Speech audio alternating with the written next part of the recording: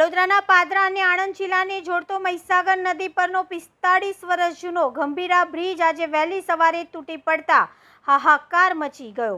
આ ઘટનામાં બ્રિજ ઉપરથી પસાર થઈ રહેલી 2 ટ્રક, એક બોલેરો જીપ સહિત 4 વાહનો બે કાંઠે વહેતી મહી નદીમાં ખાબક્યા હતા, જેમાં 2 વ્યક્તિઓના મોતની આશંકા સેવાઈ રહી છે, જ્યારે 3 લોકોને રેસ્ક્યુ કરીને બચાવી લેવામાં આવ્યા હોવાનું જાણવા મળ્યું છે। આ ઘટના બનતા મુજપુર સહિત આસપાસના ગામના લોકોના ટોળે-ટોળા ઘટના સ્થળ ઉપર ઉમટી પડ્યા હતા। તે સાથે પાદરા પોલીસ ઘટના સ્થળે દોડી જઈ કાર્યવાહી હાથ ધરી।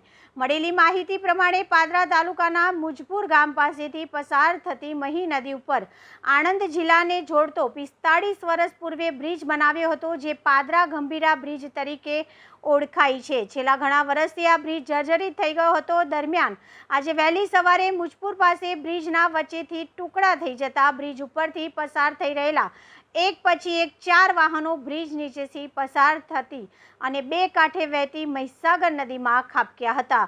ગંભીરા બ્રિજ તૂટ્યો હોવાની જાણ મુજપુર ગામના લોકોને થતાં જ લોકો બચાવ કામગીરી માટે ઘટના સ્થળે દોડી ગયા હતા અને મહી નદીમાં પડેલા વાહનોમાંથી બહાર નીકળીને મહી નદીના વહેતા પાણીમાં તરફડિયા મારતા 3 લોકોને બચાવી લીધા હતા। જો કે આ ઘટનામાં 2 વ્યક્તિઓના મોત નીપજ્યા હોવાનું જાણવા મળ્યું હતું। ઘટના સ્થળે 108 એમ્બ્યુલન્સ પણ પહોંચી ગઈ હતી। મુજપુર પાસેના ગંભીરા બ્રિજ ઉપર બનેલી આ ઘટનાના પગલે બ્રિજ ઉપર કરુણ ચિચિયારીઓ સન્નાટો પાથરી દીધો હતો। બીજી બાજુ રોકકડ વચ્ચે સ્થાનિક ગામ લોકોએ તેમજ તંત્ર દ્વારા બચાવ કામગીરી શરૂ કરવામાં આવી હતી। તંત્ર દ્વારા નદીમાં પડેલા વાહનોને બહાર કાઢવાની તેમજ તરવૈયાઓ દ્વારા મહી નદીમાં દેખાઈ રહેલા મૃતદેહો બહાર કાઢવાની કામગીરી શરૂ કરવામાં આવી હતી। પાદરા અને આણંદ જિલ્લામાં હાહાકાર મચાવી મૂકનાર આ ઘટનાની જાણ થતાં ટોળે વળેલા લોકોનો તંત્ર સામે ભારે રોષ જોવા મળ્યો હતો। લોકો જણાવી રહ્યા હતા કે 45 વર્ષ જૂના ગંભીરા બ્રિજના સમારકામ માટે તંત્રને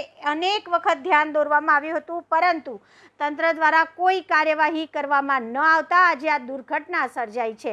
આ દુર્ઘટના માટે માત્ર ને માત્ર તંત્ર જ જવાબદાર હોવાનો સ્થાનિક લોકોએ આક્ષેપ કર્યો હતો। વડોદરા અને આણંદ જિલ્લાને જોડતા મહીસાગર નદી ઉપરના 45 વર્ષ જૂના ગંભીરા બ્રિજ આજે સવારે તૂટી પડતા પાદરા મામલતદાર સહિત અધિકારીઓ સ્થળ ઉપર પહોંચી ગયા। તે સાથે પાદરા પોલીસ ઘટના સ્થળે દોડી ગઈ હતી અને બનાવની જાણ જિલ્લા લોકલ ક્રાઇમ બ્રાન્ચના પીઆઈ સિસોદિયાને પણ સ્ટાફ સાથે સ્થળ પર દોડી ગયા હતા અને કાર્યવાહી હાથ ધરી હતી। મહીસાગર નદી ઉપર જે ગંભીરા બ્રિજ છે એમને સવારે 7:45 આસપાસ કોલેપ્સ થયો હતો। એમની અંદર 2 પિલર વચ્ચેના ભાગનો સ્લેબ જે છે એ ઢળી પડ્યો છે। એમની અંદર પ્રાથમિક રીતે આપણને જે માહિતી મળે છે એ મુજબ 2 ટ્રક્સ, 2 ત્યાં ઇકોવાન અને એ સિવાય એક પિકઅપ વાન અને અન્ય વ્હીકલ્સ ત્યાં એમાં અંદર પડ્યા છે। રેસ્ક્યુ ઓપરેશન ચાલી રહ્યું છે। આપણે 5 લોકોને બહાર કાઢ્યા છે। અન્ય રેસ્ક્યુ ઓપરેશન ચાલે છે। વિગતવાર માહિતી આપને આપીશું। અગત્યનું અત્યારે રેસ્ક્યુ ઓપરેશન છે આપણે ઇમરજન્સી રિસ્પોન્સ સેન્ટરની ટીમ પણ અહીંયા મોબિલાઇઝ કરી છે। આ સિવાય આપણી નગરપાલિકાની ટીમ છે, ફાયરની ટીમ છે, એનડીઆરએફની ટીમને પણ આપણે અહીંયા બોલાવી છે અને સાથોસાથ આપણા તમામ વહીવટીતંત્ર, પોલીસ અને બાકી વિભાગો પણ અહીંયા છે અને રેસ્ક્યુ ઓપરેશનને આપણે પ્રાથમિકતા આપીએ છીએ। સ્થાનિક લોકો અને તરવૈયાઓ પણ આ રેસ્ક્યુ ઓપરેશનની અંદર જોડાયા છે। એટલે હાલના તબક્કે આપણી પ્રાથમિકતા આગામી 1 કલાક માટે રેસ્ક્યુ ઓપરેશન હશે।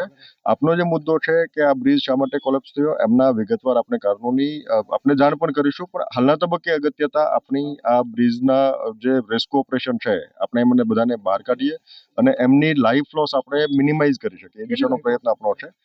એની વિગતો આપની સાથે શેર કરીશું, પણ અગત્યનું અત્યારે હાલના તબક્કે અત્યારે આપણું મેઇન ફોકસ રેસ્ક્યુ ઓપરેશન છે અને એના ઉપર આપણે ફોકસ કરીશું। એ વિગતો આપની સાથે ચોક્કસથી જાણ કરીશું।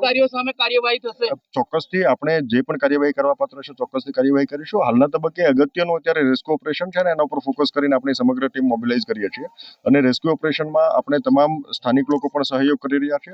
આપ તમામ આગળ પણ અપેક્ષા છે કે રેસ્ક્યુ ઓપરેશન ઉપર ફોકસ કરીને આપણે એના ઉપર આપણે એ દિશામાં સંયુક્ત સહિયારા પ્રયાસો કરીશું।